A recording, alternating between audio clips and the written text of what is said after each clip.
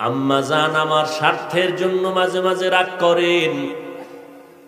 আমার সোনার বাংলায় তাকায় দেখলাম অনেক মা বাবা সন্তানের স্বার্থের টানে পড়ে হত্যা করেছে, আবার অনেক সন্তান স্বার্থের টানে মা বাবাকে হত্যা করেছে।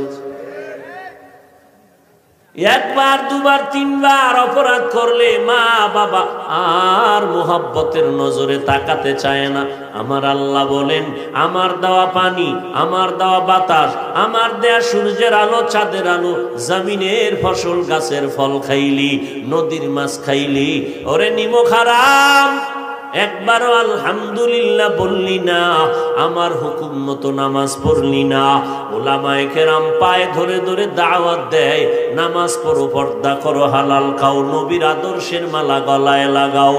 এরপরও নামাজ নাই, রোজা নাই, নবীর সুন্নতের খবর নাই। আমি আল্লাহ এত বেজারও হইলাম না, রাগ করে পানিও বন্ধ করি নাই, বাতাস বন্ধ করি নাই। আমি আল্লাহ পাক সূর্যের আলো, চাঁদের আলো বন্ধ করে দেই নাই। আমি তোমাকে সম্মানের চেয়ার থেকে আমি নামায়া দেই নাই। আমার ফল, আমার ফসল সব আমি রাস্তা খুলে দিলাম, ভোগ কর। এরপর আমি আল্লাহ তোর উপরে বেজার না। রাতের গভীর যখন হয়, প্রতিদিনের শেষ রাত, আমি আল্লাহ প্রথম আসমানে আসিয়া সমস্ত গুনাহগারদের ডাকতে থাকি, আলা আমি মুস্তাগফিরিন ফাগফির আলা, এই গুনাহগারের দল তওবা কর, কান্না কর। এক সেকেন্ডের ভেতরে তোর 40-50 বছরের জীবনের গুনাহ আমি আল্লাহ তোরে মাফ করে তোর নামটা জান্নাতি খাতায় উঠায় দিব।